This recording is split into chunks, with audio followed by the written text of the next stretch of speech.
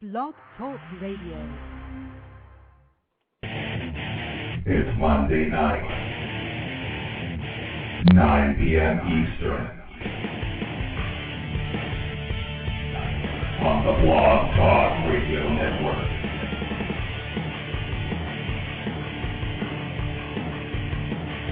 Once again, it's time for the most intriguing talk radio on the internet today.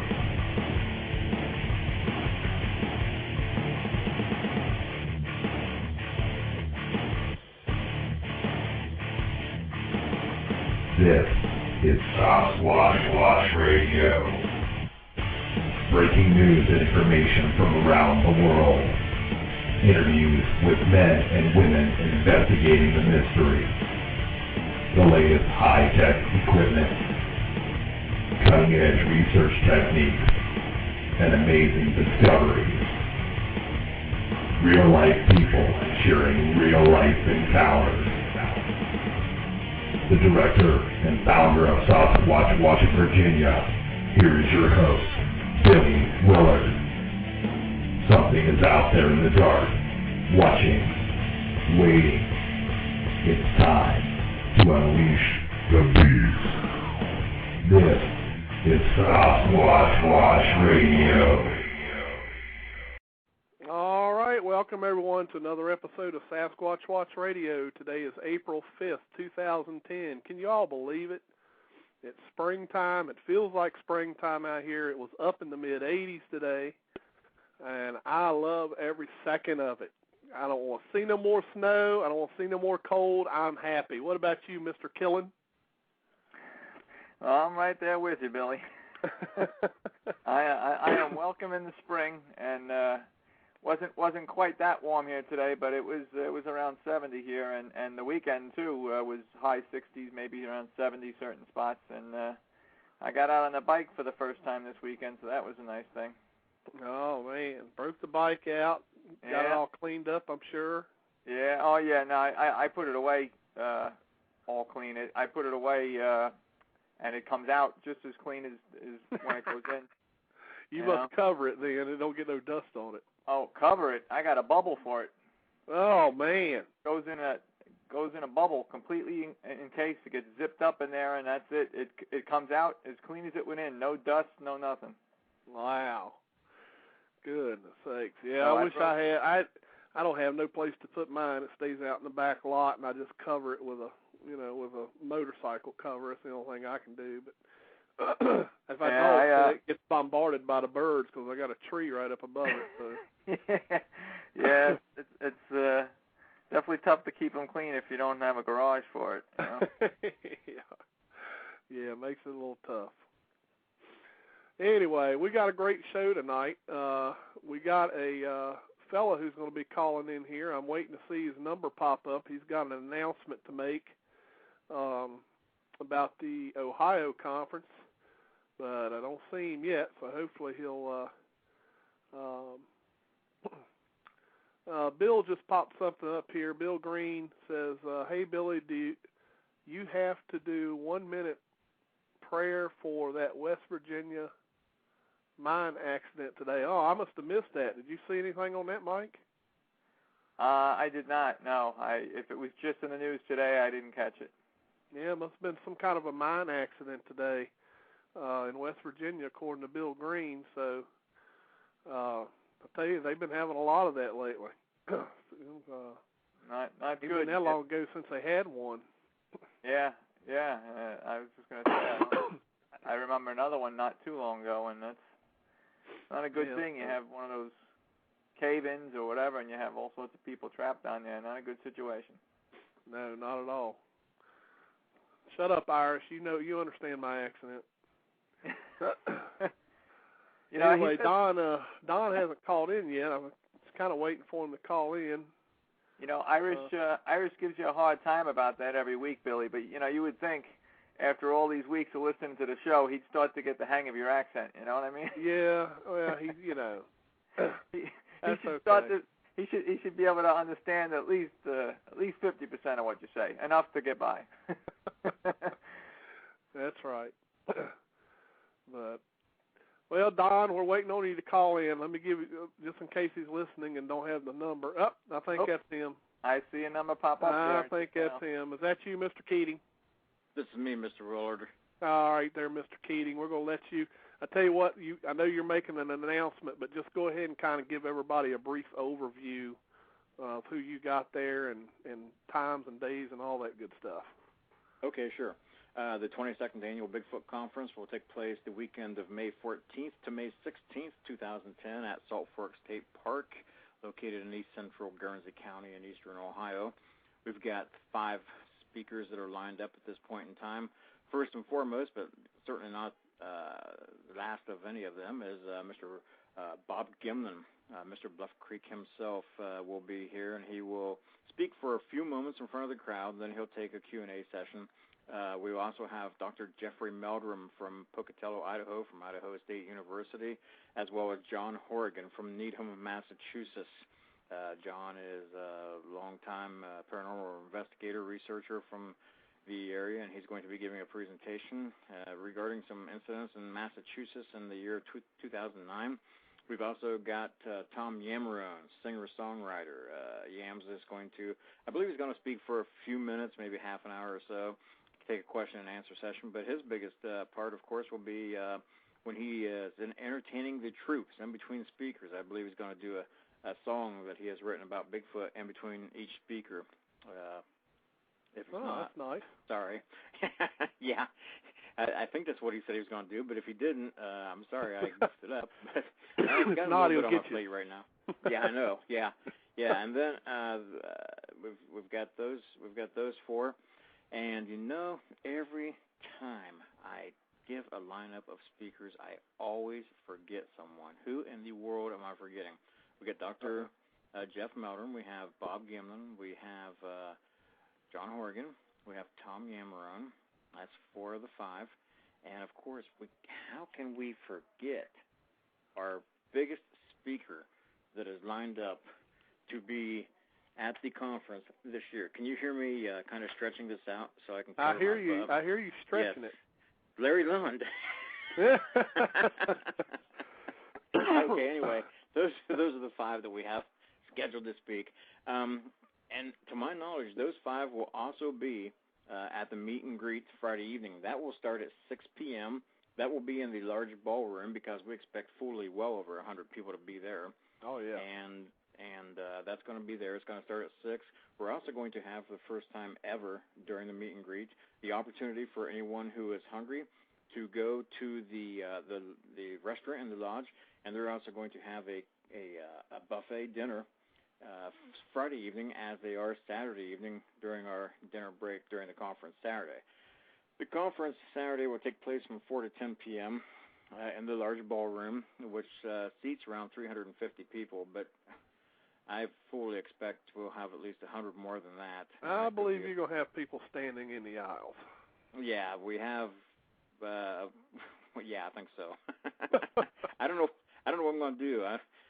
Maybe we'll have. I don't know. Anyway, I'm stumbling on my tongue there. But that'll be Saturday evening from 4 to 10 p.m. And then on Sunday I think we're going to have. I'm kind of having second thoughts about this for reasons that I won't get into on the phone or on the internet. But Sunday evening, tentatively, we're going to have a guided tour to different parts of the park and show some people where things have taken place in the past, like sightings and track discoveries and audio recordings that have been made in the past and things of that sort. Now, the main reason that I contacted you in a frenzy there, Billy, about a half an hour ago was I received a call approximately 45 minutes to an hour ago from my main man, the contact at Salt Fork State Park, who informed me that the lodge rooms as well as the cabins are almost sold out. They've got less than 2 dozen left combined. In fact, I think the number he gave me was 15. So if you're listening to the show and you're going to attend the conference and you're not sure if you're going to stay overnight yet or not, and you're going to drive in from Indianapolis or Harrisburg, PA, or Charleston, West Virginia, or whatever, don't drag your feet. This isn't a ploy from me to get you to reserve a room because I have no vested interest in it whatsoever. I'm just looking out for your best interest. Get it in gear. Get that room reserved. And JC, yes, 30 seconds is a long time, and I don't know what you're talking about, but maybe that's your attention span. I don't know. But anyway, Billy, that's the main reason that I wanted to call in. Those rooms are almost gone, and if people haven't reserved a room yet, and I don't know, as far as I can tell, the cabins are gone. I think there are 2 cabins remaining, but don't hold me to that. When you call in, I don't think I can put the number in the chat room because I'm not logged in. But when you call in, the number to call is area code 740-439-2751. That's 740-439-2751. And when you call in, as soon as you start receiving the recorded message, press 0. Don't wait for that thing to forward you to the main office in Colorado, because if it does, you'll probably pay twice the amount that the rooms are supposed to go for the Bigfoot attendees. So right. I see someone typed it into the room, and that was me. Okay, well, great. But that's about it. I'm about to pull the rest of my hair out that I have remaining. How much do you have left? Not a heck of a lot. I didn't think so. All right, well, can I put you on the spot since I got you on the line? Yeah. Can you be on the show Monday, May 10th, which will be before the conference? Does this kind of be on the show to give us some nice pre-conference information? Yeah, I can do that. Just send me an email about 2 or 3 days in advance, because I've got a whole lot of speaking engagements that are lining up in person across different parts of the eastern U.S. for the entire year, and I've got a whole lot of show requests that have already come in, and I said, yes, just send me an advance notice a couple of days. I will do that. But I appreciate you guys giving me the airtime. But, not a problem. That's all I got. I didn't want to call in and hog up your first 5 or 10 minutes on the show, but I think it's important to let them guys know that have been procrastinating as to whether or not they want to get a room. Do it now. And as you know, having a room at the lodge is a heck of a lot more convenient than driving at least a half an hour back to Cambridge to a motel room. Yeah, because, folks, it takes 20 minutes just to get out of the park. Yeah, that's not an exaggeration. And if you run into the rangers or deer or whatever, it takes longer. Yes, it can. Or something else. Yeah, right. Which would be even ideal. Just bring it back to the lodge. Well, you I don't know. I think I've got you as a friend on my Facebook. Did you see the photograph that I posted? Yeah, I saw that you had one walk in on you. That's right, from the meeting in March. I was shocked. Yeah. I mean, I've got diarrhea of the mouth right now, but geez, I was standing there like the cat had my tongue. I didn't know what to say, and I had some people that accused me of setting it up. I had nothing to do with it. I still don't know who was in the suit. But I looked at Bigfoot when he stood there in front of me, and I said, Bigfoot, are you available on May 15th? He said, yes, I am. Wow. Amazingly, he can articulate English language now. Where he learned that, I don't know, but God bless him, and I don't think JC taught it to him, because we've never heard him articulate English yet. No. That's good. It'll be good. I'm sure that'll be exciting for everybody. It will. And I'll get off here and let you get back to your regular guest. Thanks for letting me come on here and let people know about that room situation. Yep. Thanks for calling in, Don. Appreciate it. Okay. I look forward to the 10th of May. All right. Have a good one. Take care, Don. You too. Bye. All right. So y'all heard it. If you want a room, or you may not be able to get a cabin anymore, not sure, but if you want a room, you better get it quick, because 15's not many. Those will sell out in no time. So, all right. Well, without further ado, we're going to bring our guest on tonight. Our guest, his name is Justin, and if I get this wrong, I apologize, Justin, but it's Justin Buettner, I think is what he told me. Justin is the writer, producer, and director of the movie Sawtooth. The story, just to give everybody a brief synopsis on the movie, the story follows 3 outcast high school students who embark on a trip based off of a series of stories and myths connected with a region called Sawtooth Ridge. The story examines each character, ultimately telling a coming-of-age story from 3 unique perspectives. It isn't long before our characters have run-ins not only with Bigfoot creatures, but dangers even greater than the story shifts into a flight for survival. So without further ado, we're going to bring the writer, producer, and director of the movie Sawtooth, Justin, on the line with us. How you doing tonight, Justin? Hello there. Yep, I hear you. How you doing? Good. How about you? Oh, pretty good. Welcome That's to the show, good. Justin. Oh, thank you. Glad to have you on, and thanks for agreeing to come on the show. And thanks for having me. Oh, not a problem. Now, as everyone here usually has an extreme interest in, how about telling us a little bit as to what got you interested in this subject in the first place? I always like the mythical type of creature. I think it's good to have that type of mythology in existence, because it's always good to have that unknown in life. And that's why I think people are interested in space and exploring new things. And Bigfoot, having grown up in the woods, is something that I always thought would be fun to meet. So, I definitely, as a filmmaker too, they started coming out with, when we were talking earlier about Blair Witch and some of these first-person camera type movies. I thought it lent well to the subject of Bigfoot too, since most of the footage that we have of Bigfoot is, first-person shot, and so I wanted to expand upon that, and since people are used to seeing Bigfoot presented in that fashion, I thought it would definitely, go well together and make an interesting movie. Right. Well, I saw apparently you've got a couple, well, actually, I think it was 3 trailers, I saw on YouTube. Is that correct? Yeah, there are three clips of the movie online. Since it's a limited budget movie, as opposed to trying to jazz up make a trailer, and sometimes the trailers can be misleading. I thought it would be better for people that were willing to spend their money to be able to see 3 scenes from the movie and give them a better idea of what they're in store for, as opposed to trying to market it and jazz it up. Right. Now, the just out of curiosity, the shooting is, did you use some rather expensive equipment on the shooting of the film, or did you guys just use your standard to kind of give it that look? Did you use like the standard, buy on the shelf at your Circuit City or whatever type camera?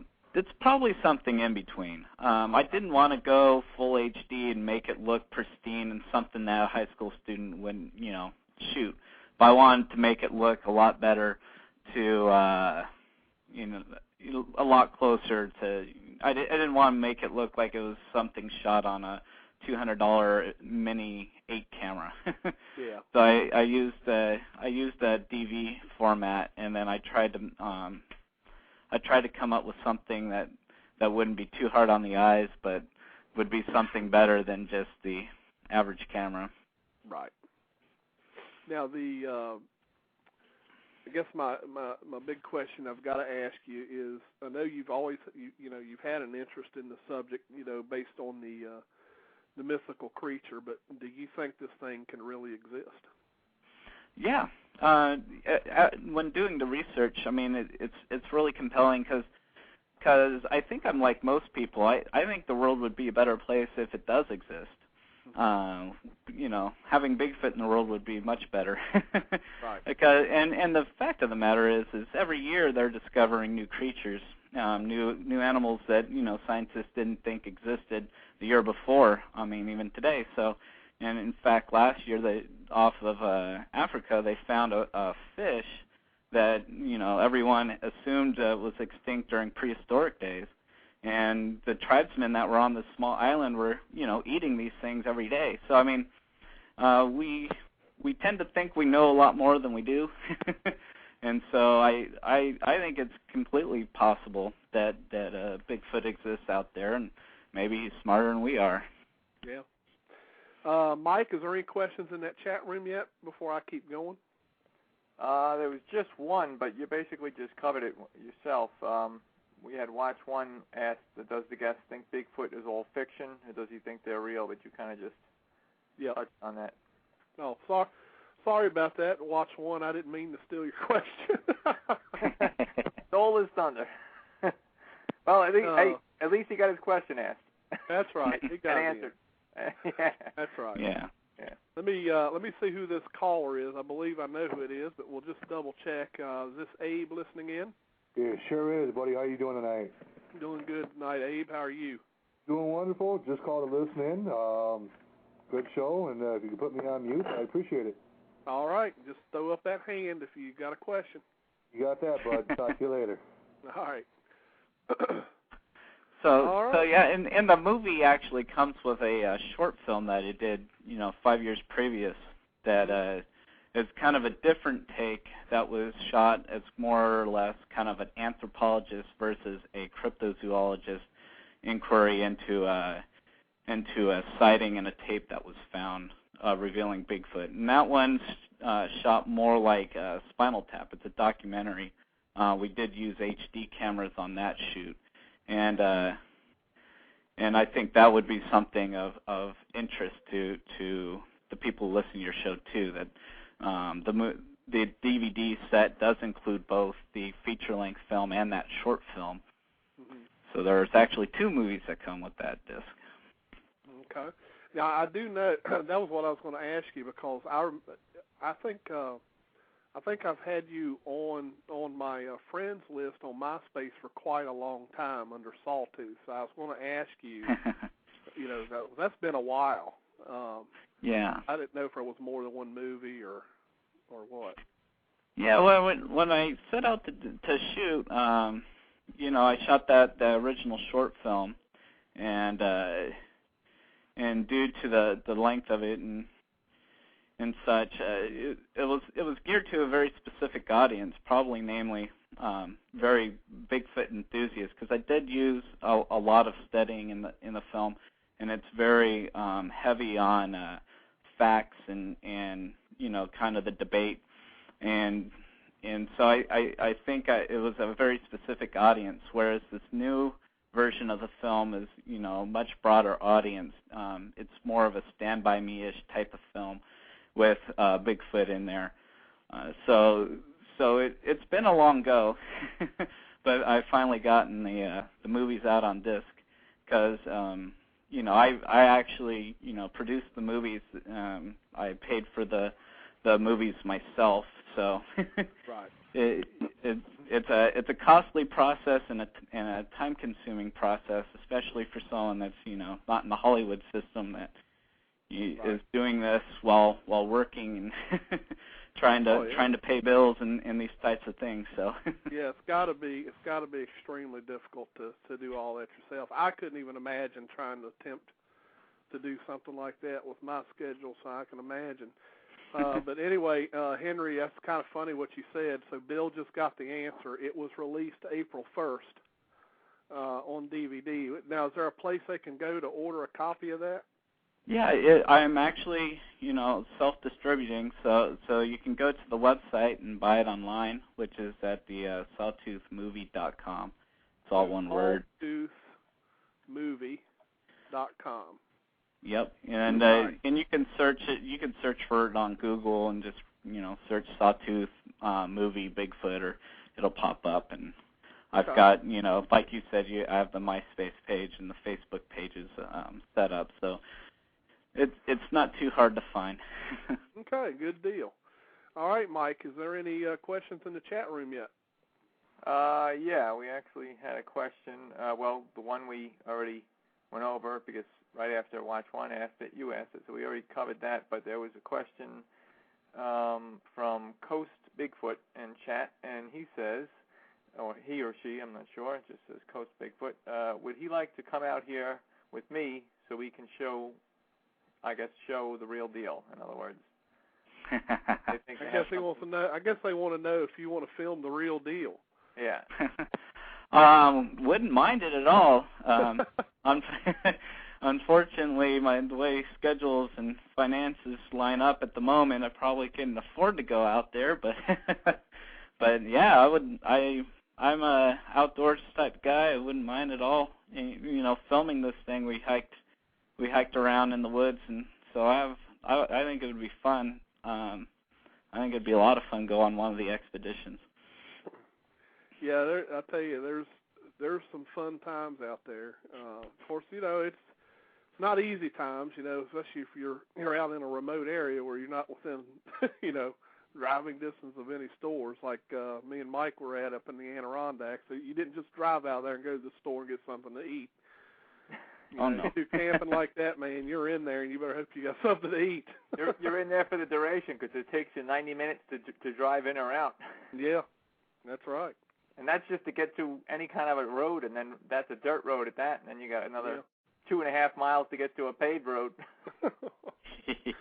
Yeah, I mean, when we're shooting some of these things, we're carrying all this equipment and hiking out in the woods, and my wife and I, well, particularly before kids, were fairly avid hikers and would hike.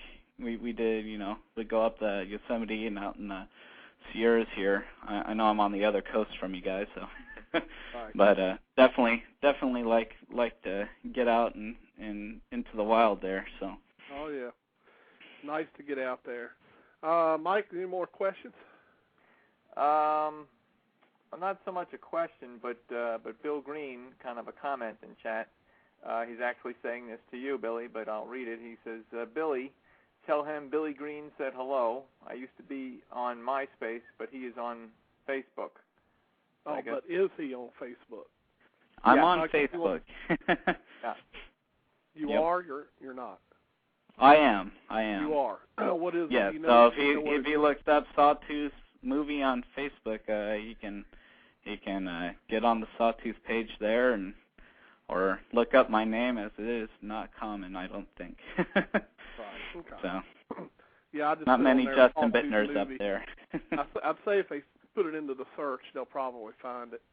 Oh yeah, and if you go to the Facebook page, it does have the clips on there that people can, the same clips are on the website that people can look at, and hopefully as the movie gets distributed out and people see it, hopefully they're able to post some reviews and let people know about it. Hopefully more positive than negative, and right, and that will hopefully help people, make a decision if they want to. Because I know buying a movie that you don't have the opportunity to rent or see a lot of commercials and buzz for it is a tougher swallow. But you gotta, independent filmmaking's a rough road to go. So yeah, yes, it can be rough, I'm sure. Any questions before I move on, Mike? Nope, not since Bill Green's last one. Okay. Nope. Okay. That's all right, Jay. It was funny. JC said something a while ago. I just got to mention it. It's pretty funny. He had mentioned Sawtooth. Isn't that what Bruce did on the cabin screen to get that pie? Probably so. He used some kind of knife or some kind of cutting device to get to pull this screen off of this cabin to actually break into the cabin and steal a chocolate pie out of a refrigerator.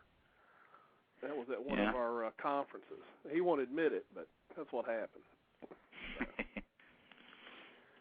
All we know is we opened up the fridge and we opened up the pie container and there was one slice there.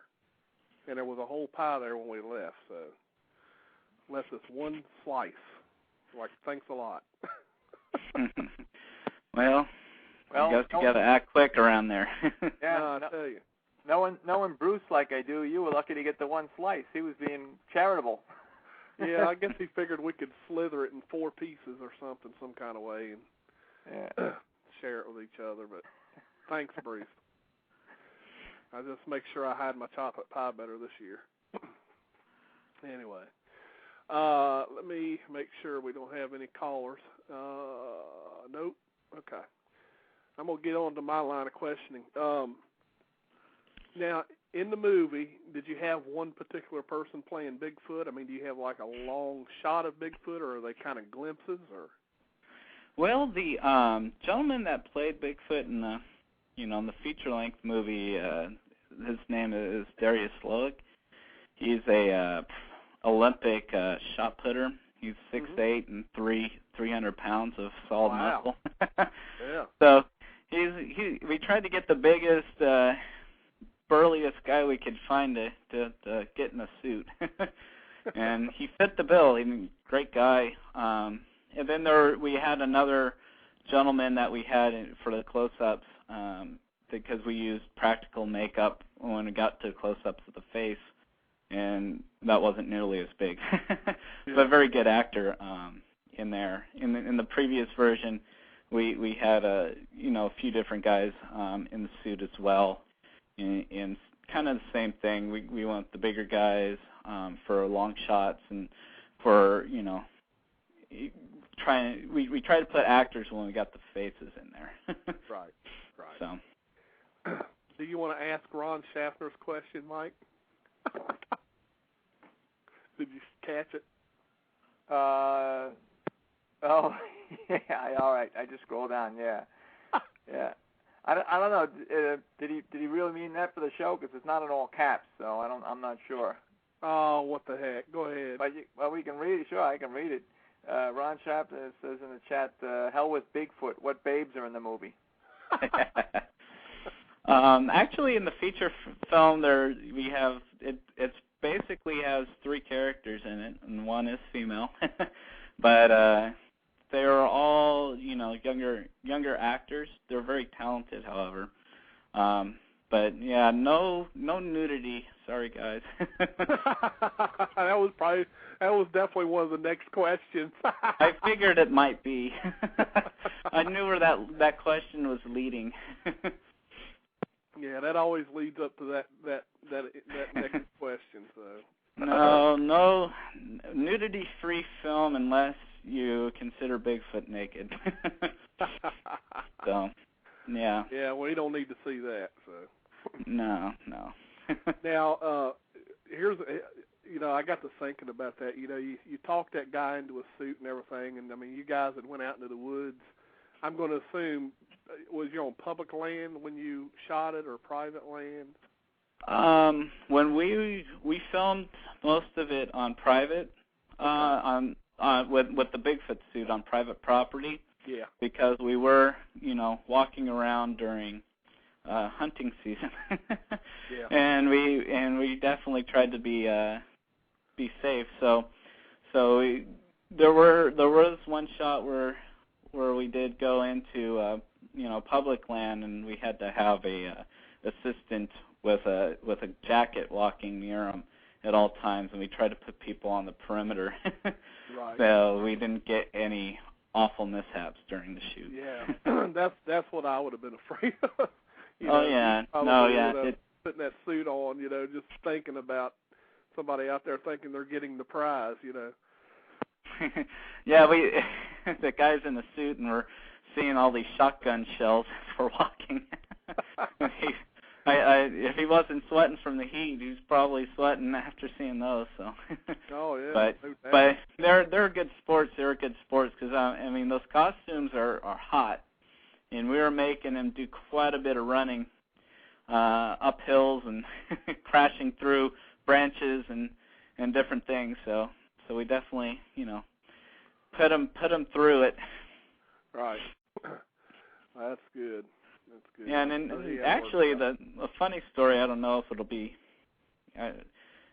interesting to you all, but we definitely, during the writing process, of course, I was able to write, more outlandish scenes than I was actually able to practically film, with insurance and keeping people safe. But the original intention in the first version of the screenplay was to have the Bigfoots live amongst the trees.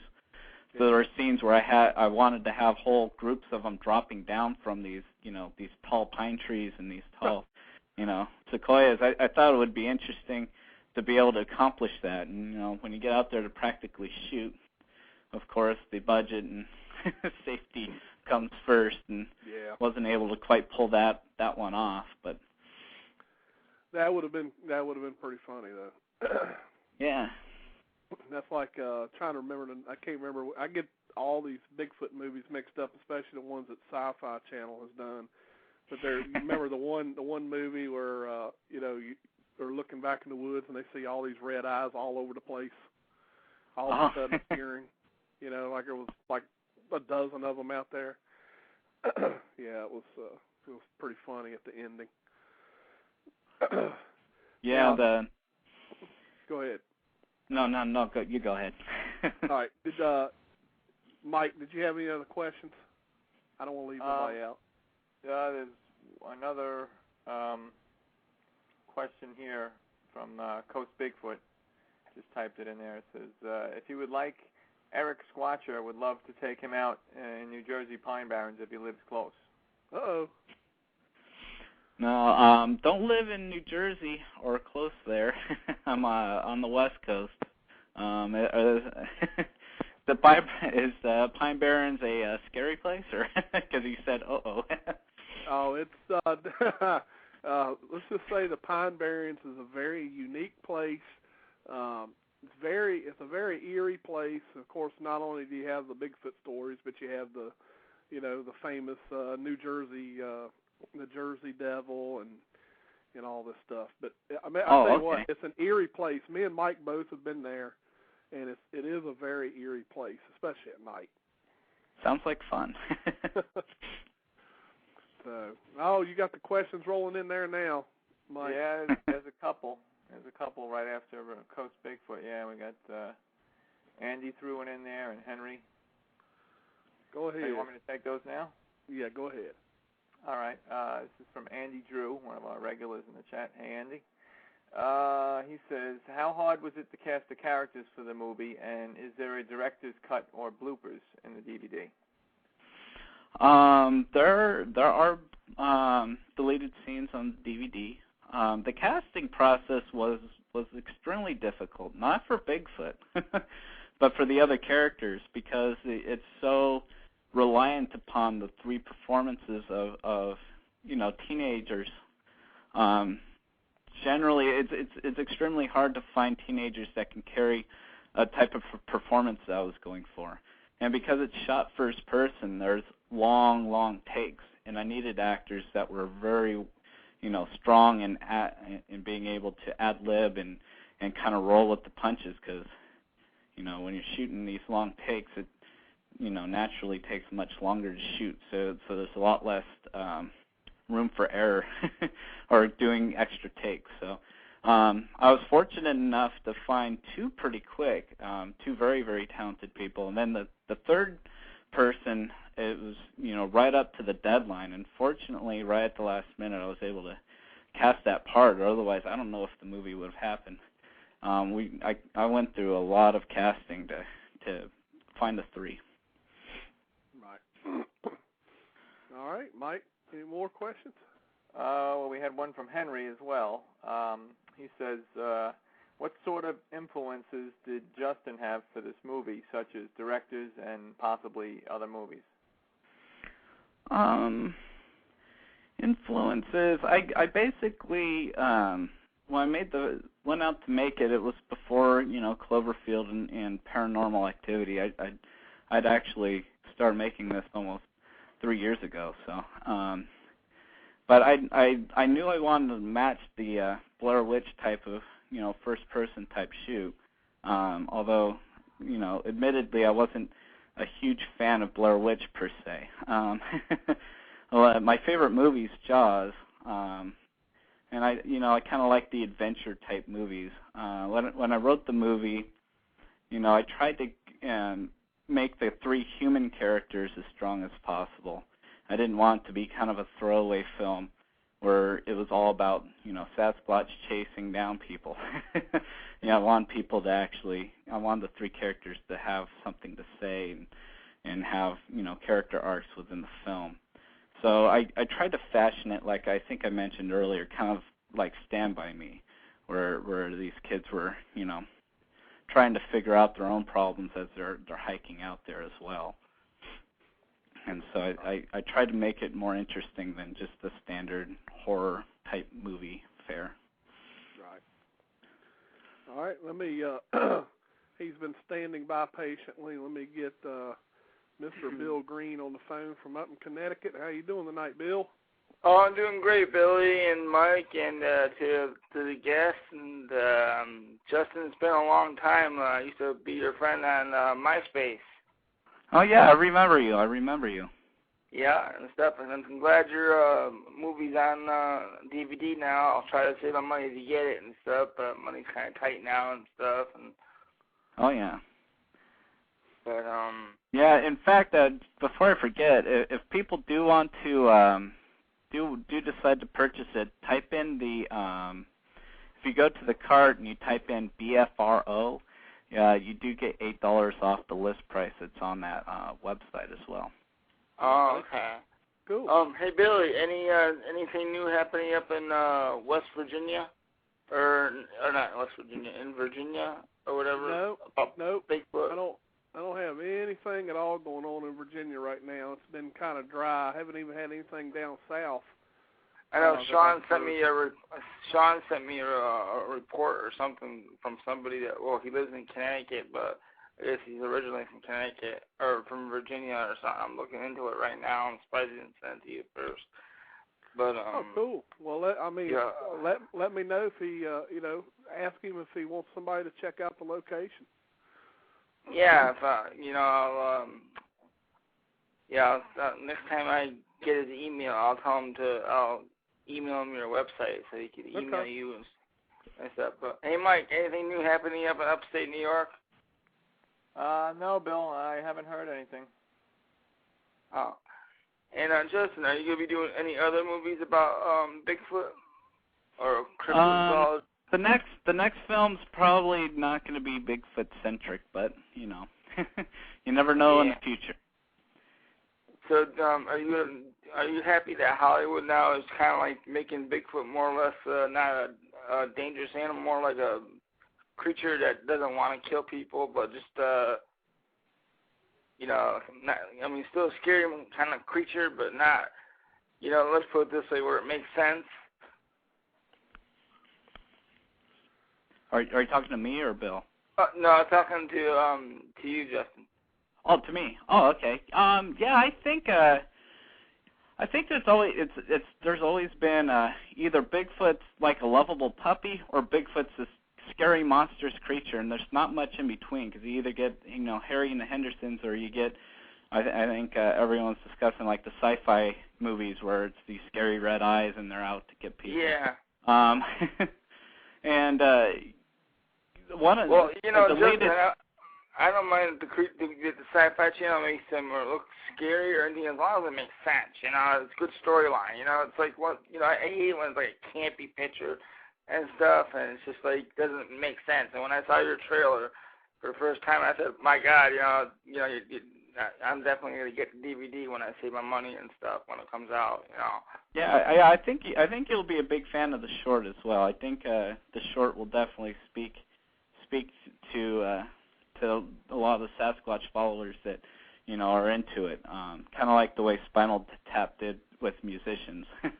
Yeah. Because I think people sometimes people get a bad rap for following this stuff, and I tried to paint a more fair picture of cryptozoologists and people, because a lot of the people that do this type of work, they're PhDs. They're very, very intelligent people that are out there looking for this. It's not, just a fringe thing anymore. Yeah. But that's all the questions I had, and I'll join your Facebook page and stuff, and I'm sure a lot of other people will as well, and keep in touch with you and stuff. And Billy, I'll keep you posted on that report, and Mike, keep on looking for reports up in New York and stuff, and I hope other people call the show too. All right. Thanks a lot, Bill. All right, Bill. bye. Take care. Bye-bye. All right, thank you. Yeah, bye. Well, Bill is a loyal listener. He's here every single week. I don't think he's missed an episode. Oh, good. Anyway, before it gets out of hand in there, Mike, I'll let you ask some of the questions that's been going on. Yeah, well, we got at least two here, and maybe a third. I didn't scroll to the very bottom because I wanted to freeze it up on these two. This question comes actually from a brand new chat user. I don't think I've seen this name before, and I think earlier in the chat this person said that they were brand new. This is from HendersB33, and the question is, what is the release date for the film? Oh, it's released. It's already out. It's and a DVD. It's direct to DVD, so it's available. Okay, so it's out there right now. All right. Yep. And we had another question from Coast Bigfoot asking the guest how much research has he done on Sasquatch, Bigfoot, and has he ever been out on an expedition? I did quite a bit of research into Bigfoot, and I decided, amongst the research that, the theory I subscribed to most was the Gigantopithecus blackie theory. It's an ancestor of that particular ape that was giant and migrated across the Bering Strait before, it melted, and and that's how it got in the Northwest. And I actually was able to go and see fossils of the Gigantopithecus jawbone and be able to compare the jawbone to a man's jawbone and an ape's jawbone. I took photographs there. I actually had anthropologists on the set of the film helping out with some of the factuality of what was being said amongst the characters to kind of back up my, the content that I was using. And so I did a fair amount of research. As far as going on expeditions, I did not find any that were close in my area. There was a lot more going on in the Seattle area, and I was not able to go on a actual expedition myself. But I spent a great deal of time, reading all the different websites and using those as sources as well of study. So I didn't go into it just making things up. Right. And just so, before Mike goes to the next question, just so that everybody knows, because I know a lot of people listen live and don't never get into the chat, if anyone wants to call in and ask Justin a question, you can call in on the guest call-in line tonight, and that number is 347-237-5070. Again, that's 347-237-5070. And that's for all those that may be listening live and can't see the number on the switchboard or on the chat. Go ahead, Mike, if you got more questions. All right. Well, we have one more question from Henders B33. Put another question there. It says, what other movies would Justin like to make in the future? Well, I make a variety of different films. I've done a few short films that are on YouTube that are more comedies, and the one I'm working on now is actually a documentary or educational type film on autism. And the next fictional film I'm actually in the middle of writing now. I have a short, and then hopefully we'll move on to a feature when I'm able to find the financing for the feature. And the feature is more or less a survival story. So I have a few projects in the queue, and it's all about just getting the time and the resources and money to be able to get those going. But I'm starting the autism documentary actually this week, so so definitely keeping busy. Sounds like it. All right, we got our first caller here on the line. Let me get them on. Caller from the 631 area code. You're on the air. Oh, I'm guessing that's me. This is Mr. New York. Hey, what's going on, Mr. New York?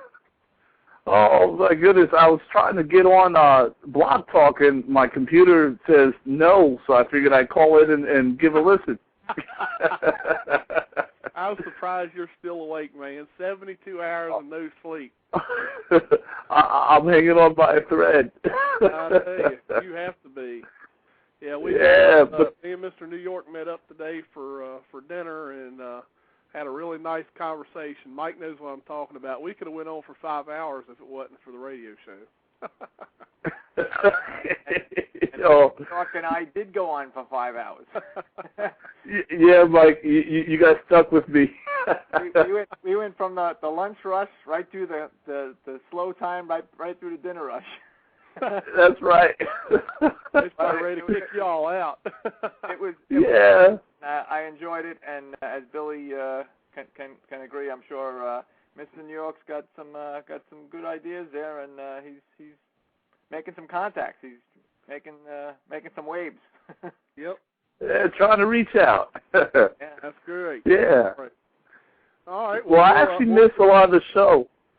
I missed the beginning, so if you could mute me, that'd be cool. I didn't get to catch who the guest was. Yeah, it's Justin Buettner. He is the writer, producer, and director of the movies called Sawtooth. It just came out on DVD on April 1st of this year, so just released. Oh, cool. All right. Well, I'm going to be queuing into that. All right. Yeah, his website is sawtoothmovie.com, I believe. Is that right, Justin? That's correct. Okay. So check it out. Oh, cool. Okay. Yeah, I'm gonna give a listen, and I have a question. I guess I'll have to raise my hand. There you go. There you go. Don't fall asleep now. Just if you stay awake. If you stay awake and you have a question, Mr. New York, just press number 1, the 1 button on your phone, and it'll put your hand up, and we'll know to come back to you. Yep. Cool. Sounds like a plan. All right. Let's see here. All right. Did you have any other questions in there, Mike? Yeah, we actually had 2. We had a, not so much a question, but Coast Bigfoot basically sending a message to the guest through the chat. He says he would like to talk with him and share with him, and he's given his email out, if the guest wants to contact him. Probably the best way for people who want to ask questions or chat with me is probably best through, I would say, the Facebook page. Go ahead and post your questions on there, and I'd definitely, be able to do that, or I try my best to answer any emails that are sent through there as well, and stay on top of that, because I definitely like to interact with people that, have questions about the subject of the films I make, or about filmmaking in general. So. All right. And we had another thing here from Henders B. Henders B33. It says, Justin, if you need a storyboard or concept artist, let me know. You're always looking for talented people that are willing to help. So definitely. Well, I'll go ahead. I do get emails for that sort of thing, and I keep that on file, and when I make a movie and need some help, I'm not afraid to call and see if people have an interest. So. Well, I've told every director that I've had on here that's done a movie that to cue me up if you want somebody to be killed by Bigfoot, because I want to be killed by Bigfoot. So let me know. Yeah, much safer to do it in a fictional film. There you go. So yeah, if the sequel ever comes through, you're willing to fly on out here. You're welcome to come in and play a victim. That'd be great. Justin, all right. Do you want to give out your Facebook address again? I'm not sure if you did earlier, but there's somebody in the chat asking for your Facebook. I think if you do a search on there and type in Sawtooth movie or Sawtooth Bigfoot, you'll come across it. Or also, I think I went to the site after. I think you had my name on there. I say that my Facebook ID my name is really. There's not a lot of Justin Buettners out there, so. But mine's the one with the little picture of a shark. I don't put my my photo out there, so if you see a little emblem of a little cartoon shark, that's me. I'll just put in the chat, do a search for Sawtooth movie or Sawtooth Bigfoot. Yeah, it should pull it up. I don't think there's a lot of Sawtooths on there. And you should be able to find it. And it's also on the website. If you go to sawtoothmovie.com, the link to the Facebook page is on there as well. Okay. As a link. Okay. Very good. All right. Was that all the questions, Mike? Yep. That's all the current ones. We're caught up on the questions there. Okay. what I'm going to do now is I'm going to go to my line of questions here as soon as I get them pulled up. I've got some standard questions here that I like to ask the guests if we get to it. Sometimes we never get to it. Okay. Looks like we'll have some time this time, so let me pull those up here quickly. Yeah, sometimes we get bombarded with so many questions from our friends in the chat and even people on the phone. Sometimes Billy doesn't even get to ask any questions. No. Yeah, it's a rarity sometimes. But I think a lot of people are still trying to get over the holidays. Oh yeah. All right. Let's see. Okay, now I should have asked you this, and you may have already answered it. Have you ever had a sighting or encounter yourself? No. Okay. And what do you think? You've done some research, for your movie and everything. What do you think that it will take to bring proof that this thing really exists? To get people who don't believe to believe. And with special effects being the way they are, it's probably going to take, a body. I would assume. It seems like you can come up with the best video footage you can, and there will always be someone saying that someone made it up. So, right. I think it'll be hard just to do it with video these days. Yeah. Yeah, we've kind of discussed that quite often within the field. What it would take, and the field of science. We've got to understand that we've had so many. With the recent hoaxes and things like that, it's going to take quite a bit to convince those guys that, we've really got something out there, and it's going to take some really good evidence, I think. But, for those who've seen it, they don't have to have the evidence. Yeah. So, is there another question in there, Mike, that I saw? Yeah, there's a question from Andy Drew. Andy says, question for Justin. Could Billy be in your next movie, maybe where the plot revolves around Billy being dragged through the woods by some unknown creature? I think we already kind of touched on that earlier in the show, Andy, but maybe Andy missed it. Yeah, we already mentioned the sequel. The sequel, it may be the case. Billy wants to be taken out by a Squatch in one of the movies, so. It'll happen eventually. Yep. Hopefully not in some real point life, in time. Wouldn't be good for it to happen in real life. Okay, no, Mike, I'm going to take a chance here, buddy. Looks like we have a Skype caller. So I will go ahead and take this caller. Caller on Skype, you're on the air. Hey, mans, what's going on? Oh, not a whole lot. Who are we talking to? My name's Bob. All right, Bob, what you got for us tonight? Well, I haven't really been listening tonight. I was just going through the internet and saw your show on here about Sasquatch and whatnot. And I have seen large hairy things in the woods. Is that probably what I'm seeing? Well, describe to us what you're seeing. Like a big hairy mass of something just moving around in the woods. And what state is this in? This is down in Florida, out in the swamps. I know this guy down here. He believes in the swamp ape, I think is what they call him. Yeah, well, some people call it swamp ape. I've heard skunk ape. They got all kinds of names for them down there. You guys are in Virginia, right? We're up in Virginia. Okay. Have you ever been down here in Florida looking for skunk ape? I have visited Florida, but I haven't spent any large amount of time there. Okay. So are you a zoologist? I believe that's the term. That's the term they pretty much use, yeah. And that's you? You're one? Yes. I met one cryptozoologist once down here in Florida. I believe his name is Scott Marlowe. Scott Marlowe. That's the guy. Thank you, honey. Yeah. My wife in the background, I know you heard. I don't know if you heard. Please be quiet. I'm talking with the Sasquatch people. Okay, listen. Scott Marlowe, he said most likely what I saw was a skunk ape because it really, really smelled bad.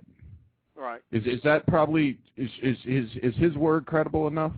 Well, I mean, it's a good possibility. A lot of people describe a strange smell when sighting one of these creatures, so that's a good possibility. All right, so it. Stop it, honey. My wife's been drinking tonight. We had wine. It's okay, Mike. You knew it was going to happen eventually, didn't you? Yeah. So, yeah. Oh, I typed in the chat. I said I smell a prank here. And Ron Schaffner said, so do I. JC said it. Yeah.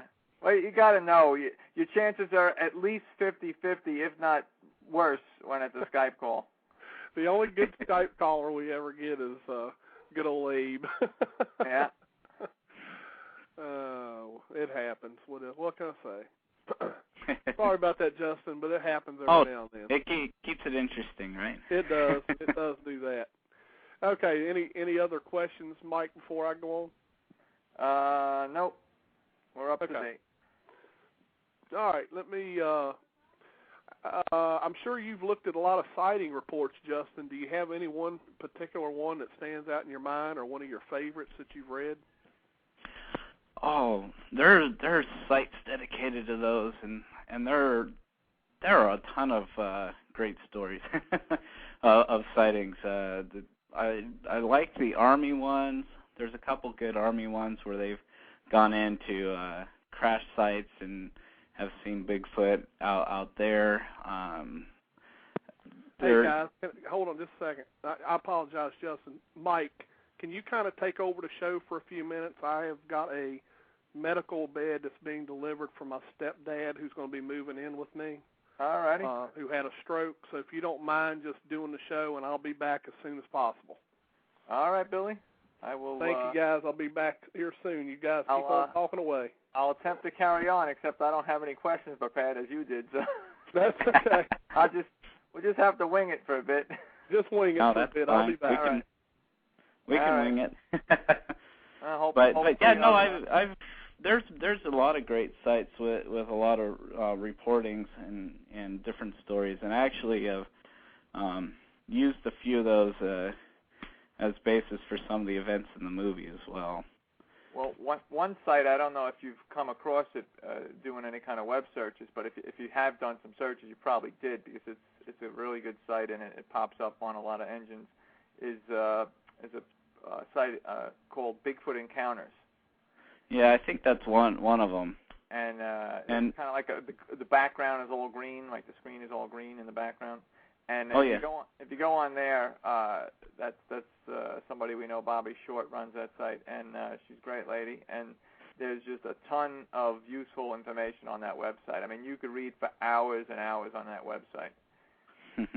And she puts out a monthly newsletter as well, which is really great. She puts out a newsletter and sends it free to anybody who wants it. You just sign up with your email, and it comes to your inbox, every month, and it's got little, tips on upcoming shows on the subject on TV, and it's got all sorts of links to articles in the news and on, local radio stations or interviews with people or, local stories in the TV news stations. So that's a great website if you haven't been there. Yeah, I've actually been to the site, but I did not sign up for the newsletter on there. So, but it's worth it. If you're if you're looking to get some extra information, and like I said, she puts that out every month, and all sorts of good tidbits in there. We had another question here from Coast Bigfoot. Says, what was your inspiration for the movie, and why did you pick Bigfoot as the subject? For a subject.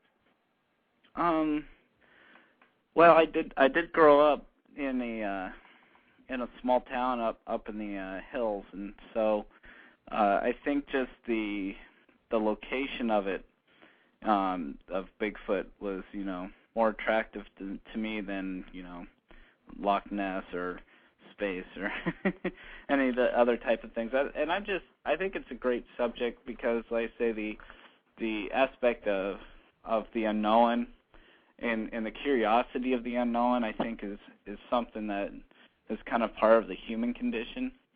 and people are, they get very interested in what the possibility of the unknown could be.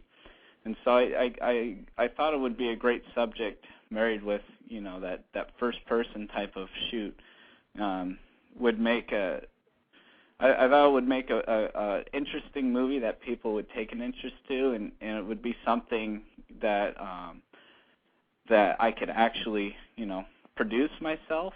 And then the other aspect is I kind of find that Bigfoot isn't given the same type of attention that some of the other creatures are in films. Like the last real big budget Bigfoot film that had come out was Harry and the Hendersons, I believe. You get a lot of the smaller, films like myself, but I think that Bigfoot as a whole, as a character, is underserved, and I think if Hollywood actually paid attention, they could make an extremely interesting, very good movie out of the character and the mythology of Bigfoot. So I was hoping to, tap into that. Yeah. I see we have a caller here on the switchboard with their hand up for a question. So let me pick this call up and see who we have here on the line.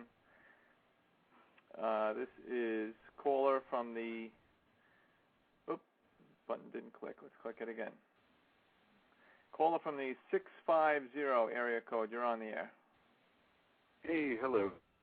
It's first time I'm from the Bay Area, from Northern California. And who do we have here? What's your first name? Shepard. I'm Hendersby 33 on the chat. Oh, hey, Hendersby. Good to have you with us. Oh yeah. Well, I actually just started picking up your blog about a week ago and started downloading all the different shows and just listening to them constantly on my iPod. So I guess you could say I've had a quick kind of education on of your show here and just listening to it over and over again. But anyway, crash course. Yeah. All right. Oh yeah, but it's just very cool stuff. But anyway, well, actually, I was kind of getting on when you guys were talking about some of the favorite stories that I guess different reports and stuff like that. And one that really intrigued me was something that happened up in Alaska, I believe. I think it was in the Brooks Range or somewhere way out in the middle of nowhere. And I guess these military guys, I guess special forces, I'm not really sure, what they were, but they were dropped out by helicopter in the middle of nowhere. I guess they were on like some kind of maneuvers or something like that, training exercise out in the snow in the dead of winter. And these guys came up on some tracks out there, and they looked at them, and between all these guys, they had tons of combat experience, and they looked at these footprints in the snow, and they were judging. Oh my God, this must have been something made. Whatever made these had to be at least 8 or 9 feet tall. Judging by the stride, and I guess the whoever was in charge, they decided, well, let's follow these for a bit. And so they did that. They were following the tracks, and at some point, they heard this horrendous scream off in the distance. And I guess the second in command came up and said something to the effect, well, I don't know about you, but me and the other guys really don't want to know what's on the other end of these tracks, judging by that scream. And as it was, I guess they were out there with they had weapons, but they had blanks. They weren't, they didn't have anything really to defend themselves with out there. And I thought that was a very interesting report there, and probably an interesting subject for a movie too. I don't know. But well, I mean, even the president, Teddy Roosevelt, out on a hunting expedition, wrote in his journal about hearing that type of call up in the mountains there, and had the same reaction. Like it just sent shivers down his spine, and so even a president of our country has recorded on his own account, well before any of the footage and this essentially a Bigfoot sighting. So, and then you can go back to the Indians and everything as well. When you spoke about this story with the trappers up in, what was it, like Idaho or something like that, where the two guys went up there and, something was raiding their camp, and I think one night they took a shot at it, and then they decided to pack up and leave, and one guy went to get his traps and came back, and his buddy was dead with a broken neck and bite marks in his neck. Now that would make for a creepy movie, I think. Oh, yeah. But anyway, I just wanted to, this, I'm a recent, fairly new listener, and this is my first time, on the chat and calling in. So thanks for putting this stuff out. It gives me something interesting to listen to, because it's, I do believe in Bigfoot. I do believe something is out there, and I think he's pretty doggone smart to stay hidden from us all this time. But anyway, you guys have a good show, and I'm gonna go back to the chat. So anyway, take care, Justin, and good luck. And if you do any more movies, you need a storyboard artist or concept guy, I'll have to get a hold of you on Facebook. Oh yeah, do so. Okay, you take care, guys. All right, Henry. Appreciate the call. Thanks for calling in, and thanks for being a listener of the show. And we'll look for you in chat. All right, bye-bye. All right, take care now. All right, Hendersby 33, one of our brand new listeners here, first time in the chat. All right, I don't see any other questions in the chat here. Yeah. Okay, something just popped up just now. It's not really a question, but more a statement. This is from Coast Bigfoot again. He says, Billy Robert Kennedy here. I would like to share with you after what happened at my house last night. So, okay, I don't know what that means. I'm not positive either, but as we said earlier, Coast, you can get a hold of him through his Facebook. Pretty sure Billy typed an explanation of that in the chat earlier.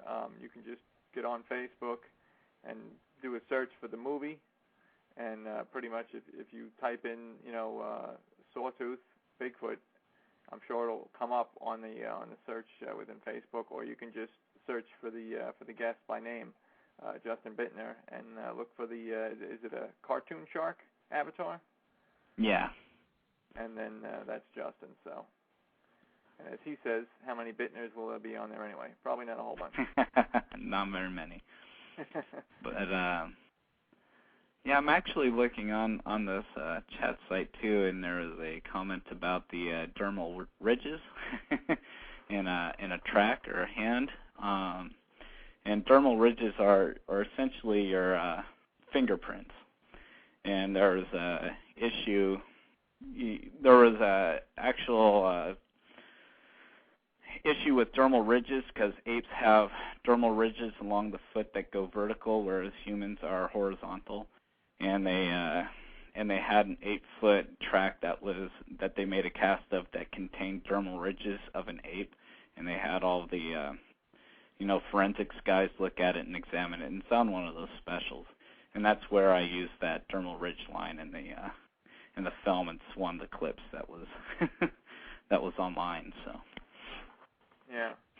Well, the interesting thing about dermal ridges that have been found in some tracks, some alleged Sasquatch tracks, is that the dermal ridges run lengthwise on the foot. They run north and south, if you will, like from the toes to the heel, so to speak. Where in humans, they basically run across. They run horizontally. So it's a completely different thing. Yeah, that's kind of what I was talking about. It's vertical and horizontal. You explained it better. Yeah, it basically runs like heel to toe rather than side to side. Yeah. As it does on humans. Yep. All right, let me just check quick on the switchboard. Nope, we're clear. I know the 631 number. I know that's Mr. New York. He's still hanging on. If he's still awake. If you're still awake, Mr. New York, I see the phone line is still open, so he's listening in. if he hasn't passed out by now. Let me see any other things in the chat here. Okay, no other questions in the chat. Okay, well, let me see if I can come up with a question or two spur of the moment. I didn't have anything prepared. Billy usually writes down lists for himself, and I just tend to the questions in the chat here.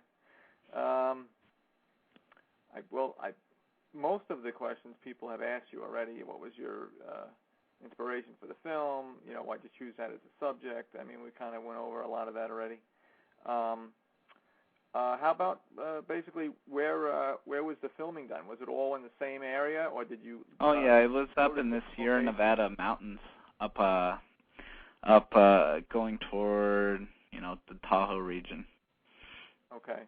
Now I don't know if you're all that familiar with the Sierras, but there is quite a bit of activity reported in that area, and who knows? I mean, you might have been traipsing around right in the vicinity of a real Sasquatch and not even known it. They kept been watching us. There was just a special on Monster Quest a couple of weeks ago called Sierra Sasquatch, and it prominently featured a researcher by the name of Jaime Avalos, and he is a tracker, and he literally tracked the same three, I think it was three, a group of three creatures that are apparently a family unit or something that are traveling together. And, well, whether a family unit or not, whatever, but they're creatures that were apparently traveling together. And he has tracked the same creatures for hundreds of miles through the Sierras, which is, to me, is mind-boggling, because, I mean, most people are lucky in their lifetime to find a track or two or three, a couple or whatever, track or trackway, several tracks. But to be able to track creatures over rough terrain like that, through the mountains, hundreds of miles, and to find the exact same tracks, and he takes all sorts of measurements and casts these tracks, and they're identical measurements. So I mean, usually like the same tracks, it's the same foot making the tracks. I found that unbelievable. I mean, that's quite a bit of detective work and tracking skill. But yeah, there's definitely history in that area. So yeah, there's actually a town up north that they're the Sasquatch Center, I think, of in the California area anyhow. And, a lot of the town is primarily based off of Sasquatch. So they sell a lot of the merchandise, and all their restaurants are named after Bigfoot. Well, in Northern California, there's a couple of places that have quite a lore, if you will, of Bigfoot, of his history of it, and it draws a lot of people into the area. You have a couple of different museums.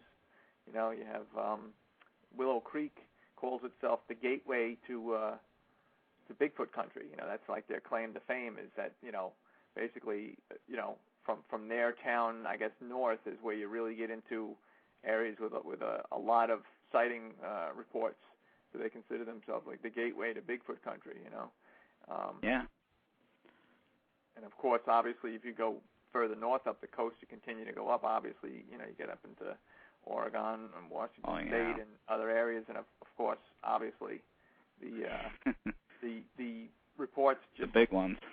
yeah, I mean, the reports just keep on going on, and right up into BC, up in the British Columbia and Alaska, if you kept going, and it's just all along there. But there's a lot. And of the forests up there are just awesome. I don't know if you've been out on this coast and gotten a chance to go up in there. I've been out on the West Coast. I've been in California a number of times, but always Southern California.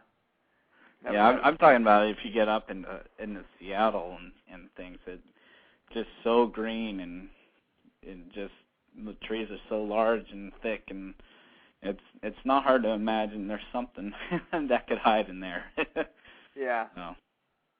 Yeah. Well, I mean, certainly people, think of the Pacific Northwest, and they think it's such a vast wilderness, that you would think there'd be plenty of room for those guys to move around and be hidden. But, there's quite an instance even on the East Coast of a lot of sightings, and a lot of people, kind of,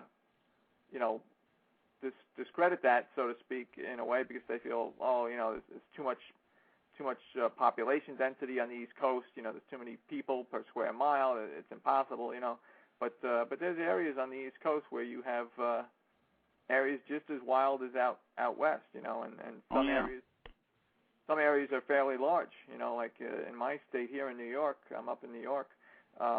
The Adirondack Park is 6.1 or 2 million acres of virtually, untouched wilderness. I mean, there's some small towns dotting through it here and there, but there's not one really even big, area that you could even describe as a city. It's like literally little towns or villages, even, whatever's a small descriptive term you can use for an area of civilization, but it certainly would not be ever described as any kind of a large population center. Oh yeah. I mean, I know we think we're a lot of people here, but there's a lot of space that people don't occupy. Yeah. And then really,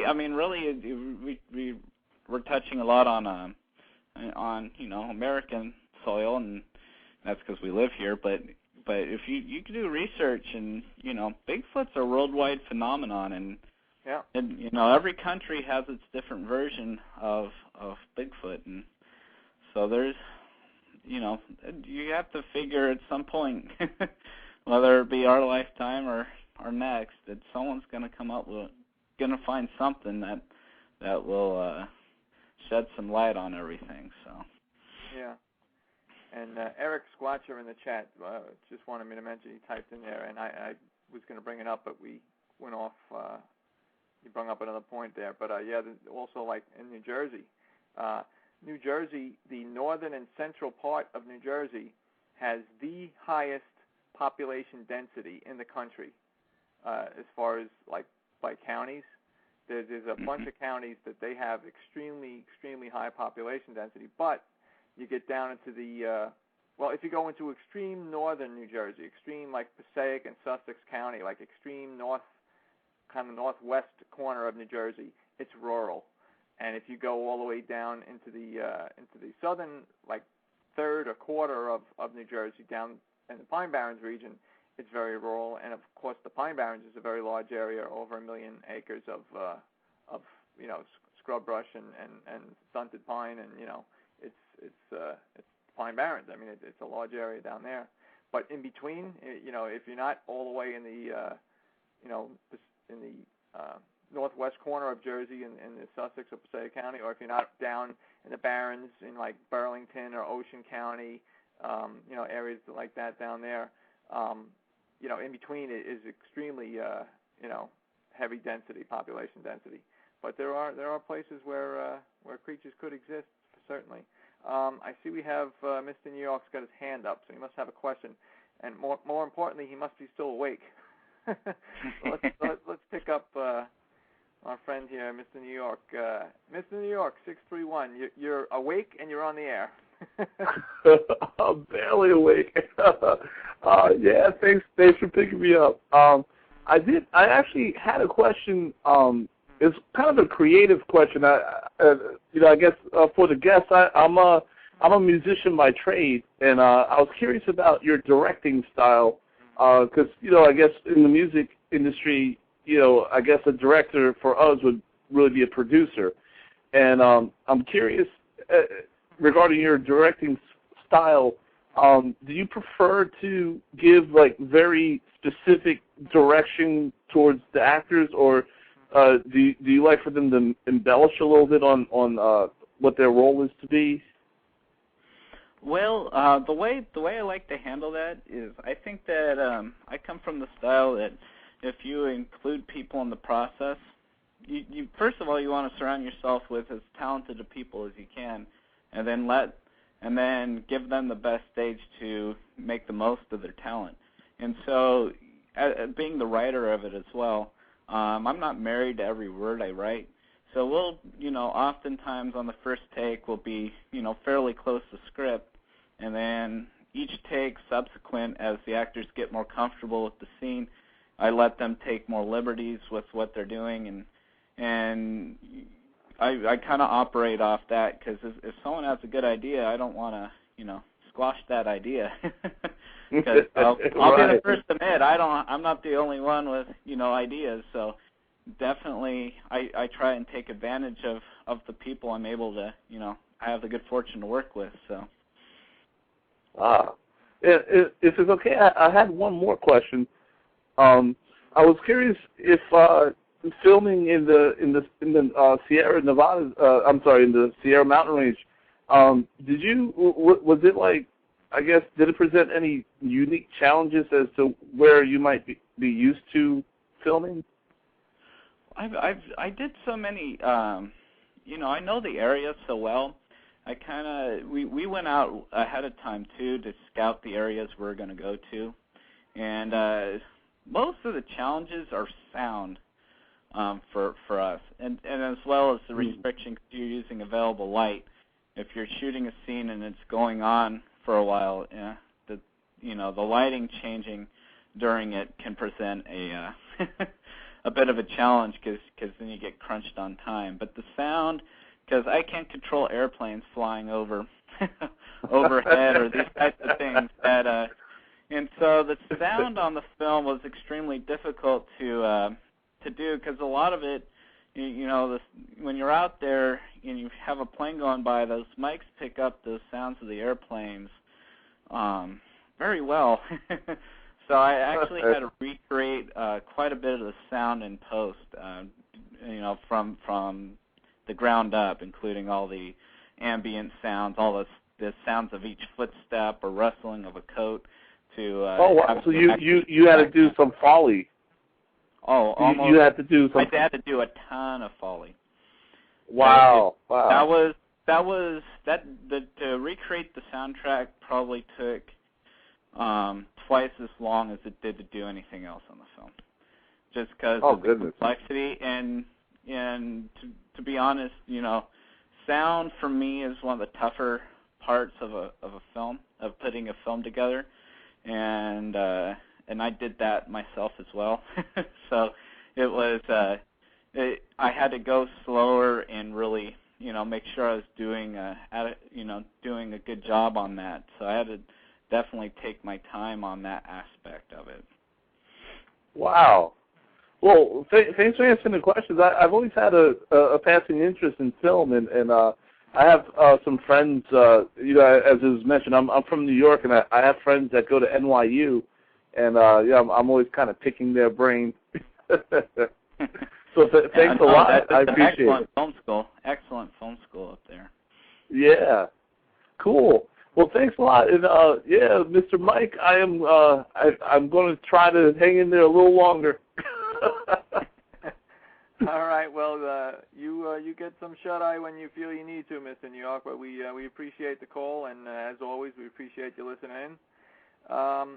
We're actually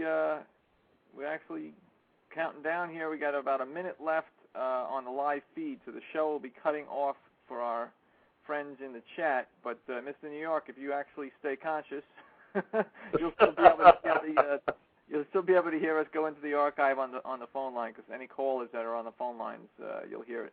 But in this last minute, solid.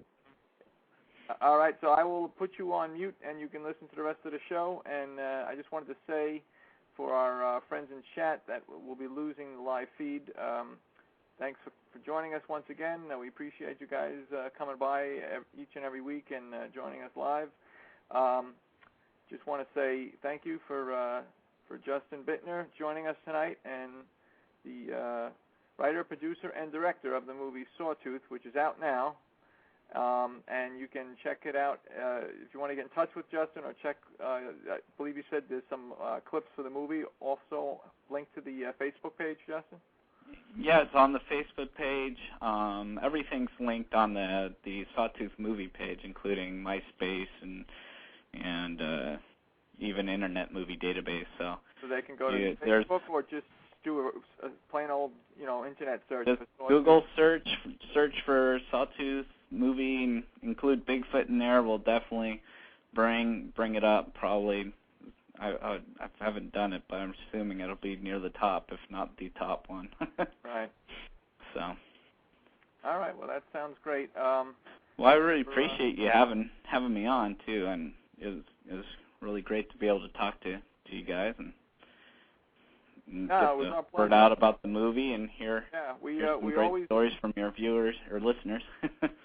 Yeah, we always love to have the guests on that either obviously people love to hear stories, and a lot of people some of our our most highly rated shows would be people that have actually had sightings and come on and tell their story about that and stuff. But there is also a lot of interest in people that like yourself that do movies on the subject or write books. There's just a lot of interest from the people that are into the subject matter, regardless of whether it's somebody doing a movie, a book, somebody that's just a researcher that's doing research. You have somebody like Scott Nelson, who's a crypto-linguist who believes he's basically figured out a language, that they actually have a language as we know it, like a complex language, and is working on basically decoding like the 30-year-old tapes, the Sierra sounds. So I mean, there's a lot going on, and like I said, I mean, people that are into this subject are interested in a lot of different aspects of it. But it's always great to have somebody like yourself that's doing something creative, whether it be movie or book on the subject, because I mean that's just as interesting, I think, to a lot of people as the first-hand accounts. But when it comes to the first-hand accounts, I mean, nothing beats a good story. I'm sure you can even say that. I mean, Well, films are stories. That's what they are. They're a way to document stories, and in this type of situation, it serves both interests, because films hopefully will be able to spread information that some people otherwise wouldn't be open to, and hopefully get people interested in the same subject matter you guys are in. And absolutely, and the thing with movies is a lot of times that is the thing that gets people interested in the subject in the first place. I mean, if you speak to most researchers that are at least in their late 30s or 40s or older, not somebody who's maybe 21, but well, actually, I take that back, because I think they reissued the movie. But most people in a certain age bracket, will point to Legend of Boggy Creek as being the movie that first got them interested in the whole subject, and I'm one of them. That's like one of my earliest memories is seeing that movie, and that certainly got my attention immediately. Got me really interested in. And there's other movies, Creature from Black Lake and Sasquatch: The Legend of Bigfoot, and there's other movies, but I'm just saying that a lot of people's first exposure, I guess is the word I'm looking for, first exposure to even the idea that a creature like Bigfoot or Sasquatch exists is through some type of movie. And others could be a book, but I mean, a lot of people, remember movies, and especially if you saw it at a young age, like a movie like Legend of Boggy Creek, Creature from Black Lake. I mean, you see these movies. Well, even the Patterson-Gimlin footage. Oh, exactly. So famous, and people see that, and it sparks the imagination. Yeah. It definitely, for a kid, something like that, because kids, generally have better imaginations than us adults. That's it. And when you're exposed to something like that at 7 years old, 10 years old, 12, 14, 15, whatever it is, it's very easy to for a kid to just kind of get hooked, so to speak, and get drawn into that whole subject matter, and then that's how you get a lot of the researchers from today. So Movies have definitely played a very important part. I mean, I dare to say that had it not been for some of those early movies, you wouldn't have, the research today would not be what it is. You wouldn't have anywhere near the amount of people, nowhere near the amount of people that are actually in this field researching. I mean, that a lot of people don't go into the field, and they just basically do, research of books and online materials, and a lot of people refer to that as armchair researchers. But a lot of the field researchers got spurred on, so to speak, kind of got the idea that, hey, maybe I should get out there and actually look for this because of movies like, Legend of Boggy Creek, Creature from Black Lake, and a lot of people said, hey, this could be something real, or I mean, the Legend of Boggy Creek was actually considered a docudrama. It wasn't actually considered like a fictional work. It was a docudrama, supposedly true story. And from what I understand, the one guy in the film that jumps through the door there after the creature grabs a hold of him and kind of wrestles with him, and he gets away, and then he kind of goes running and jumps right through the door to get back in the house. Supposedly that guy had a nervous breakdown. He went into like shock or whatever. Like he went to the hospital, and the doctor said this man's in shock. So apparently a true story, or at least somewhat true. I mean, some of it might be embellished a little bit, but creative license and all that. But it's based on. We'll just choose to believe it's true.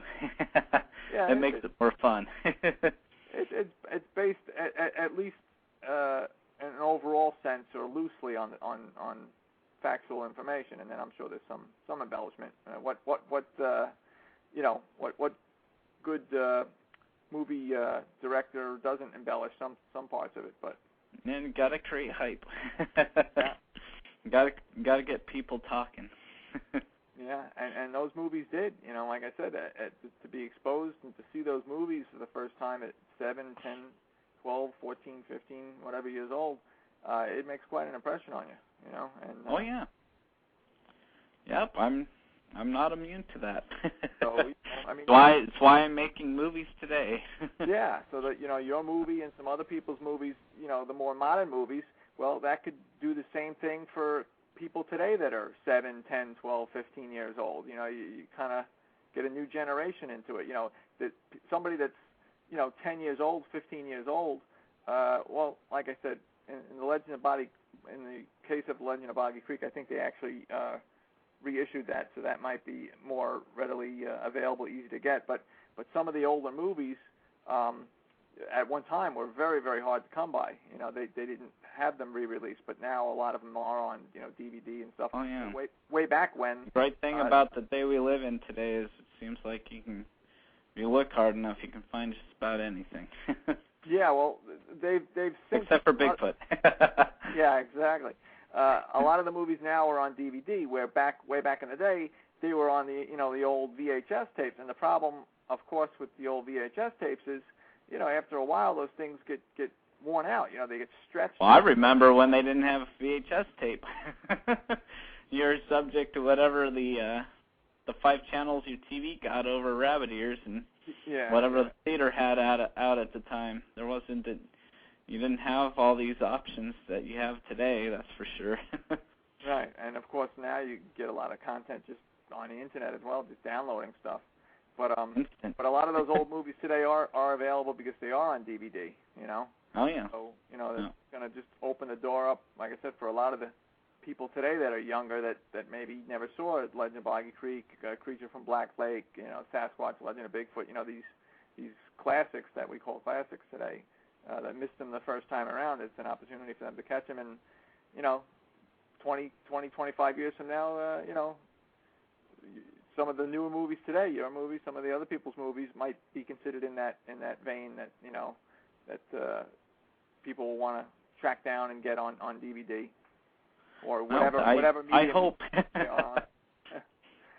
Whatever medium they might be on in the next 25 years, who knows what it would even be, right? We've come a long way in the last 25 years. There's something that we probably can't imagine that will be around the next turn. Yeah. It seems like technology just kind of keeps jumping ahead, and Absolutely. It just marches on, and I just go out and see everyone with a cell phone now.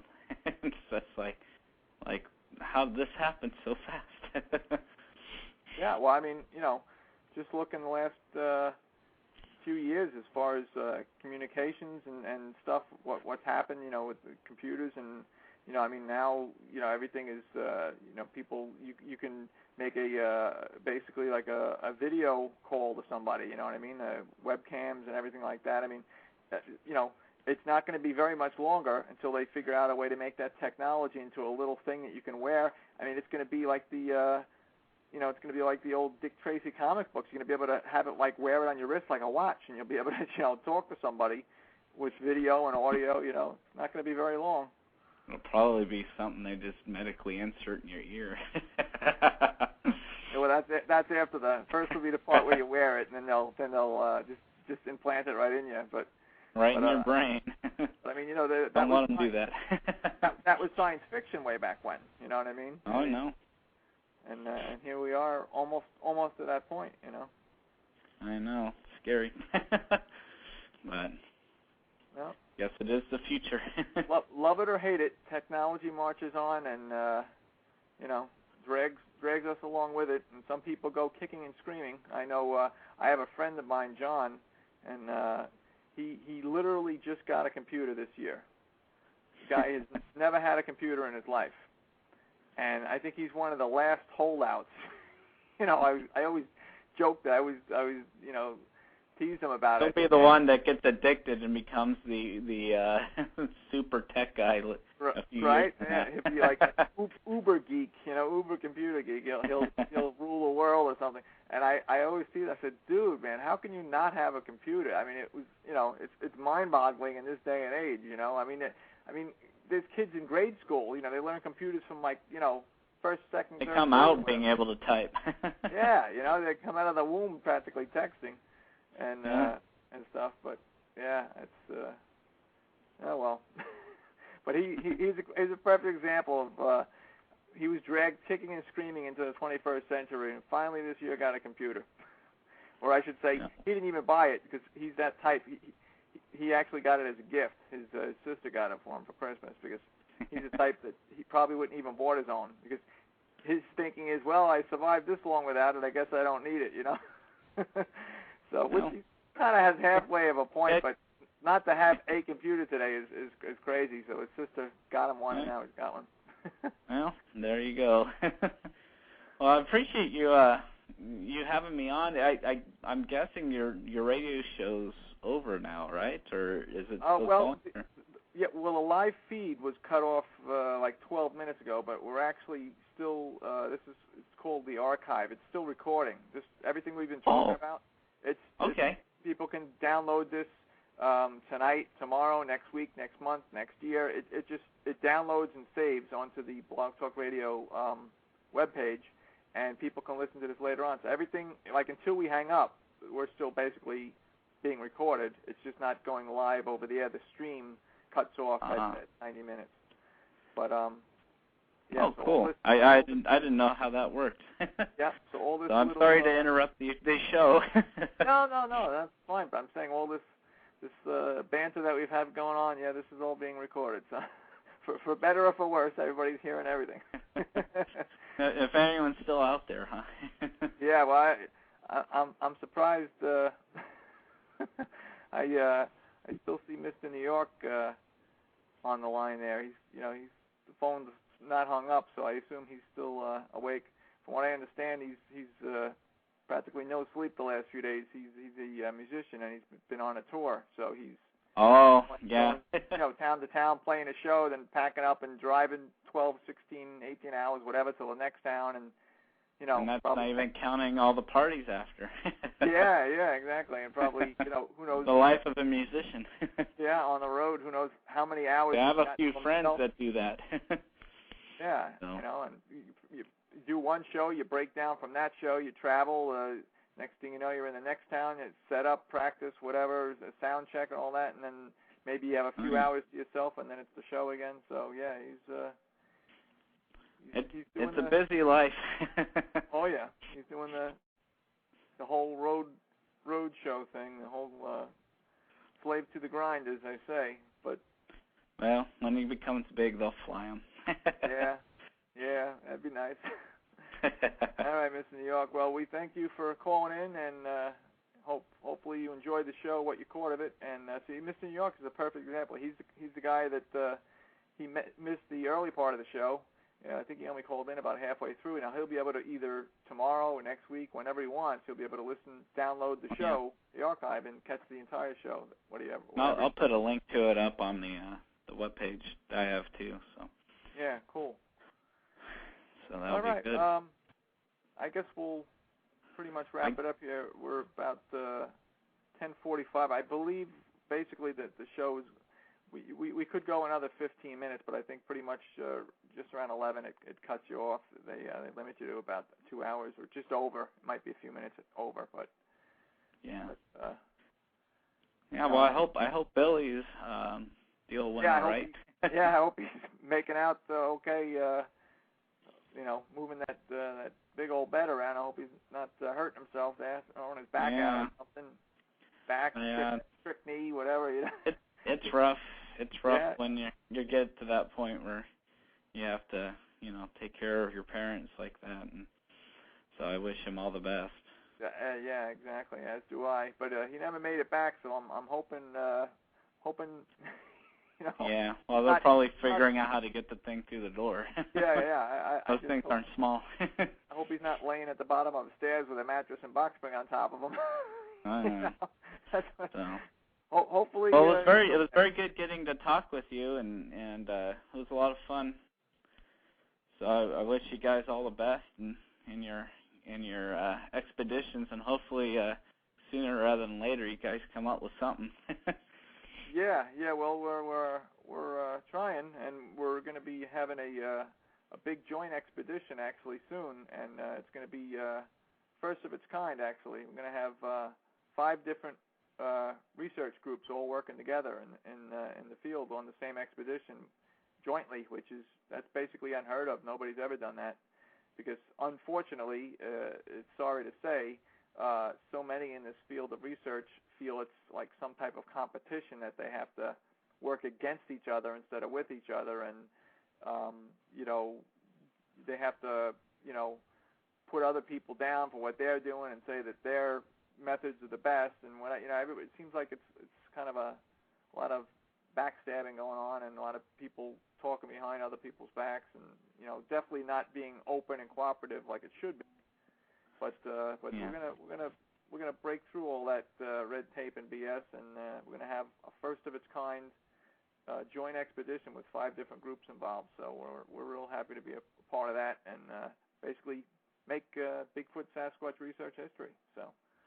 Well, I hope. I wish you success. I'll definitely be following that, and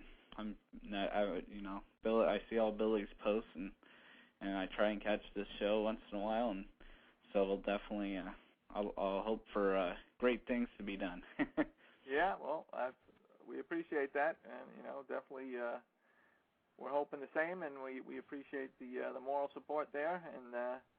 Please do, follow what's going on, and if you can ever join us, on the show, just in the chat, by all means, feel free to stop by, and but you too can also catch the show at any point in an archive if you can't ever make it live. But we'd love to have you with us in the chat, interacting with everybody if you ever get the chance. Well, I'll stop by probably once in a while here at live anyhow, because with the kids running around the house and my work schedule, it's a tricky thing to catch things live nowadays.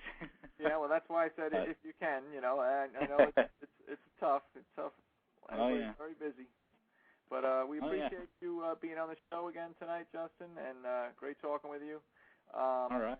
And, for those folks out there that, we probably mentioned a few times already, but just in case anybody just joined us late or is listening on the archive, and, the movie is called Sawtooth, and you can find that. Is it Sawtooth, the movie? It's just sawtoothmovie.com, all one word. Movie, okay. All one word. And just like it sounds. All right, and you can get it there, and also on Facebook if you just do a search for Sawtooth Bigfoot. And but everything is linked off the Sawtooth movie, right? You can get to the Facebook. Oh yeah, you can get to everything off there. And so the movie clips and the whole thing, everything's all there. So. Yep.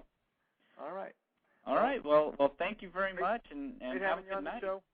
You too, Justin. Great having you on the show. Thanks so much, and everybody listening live out there, thank you for joining us once again on Sasquatch Watch Radio. We appreciate it, and we will see you all again next Monday night. Once again, 9 p.m. Eastern Time. Thanks, guys. Take care. Take care, Justin. All right, you too. Bye-bye.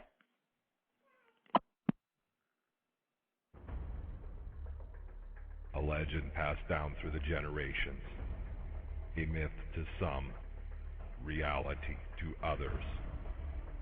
Thousands claim to have encountered this creature from all around the world. Footprints discovered, unidentifiable hairs collected, unusual sounds recorded. Something is out there.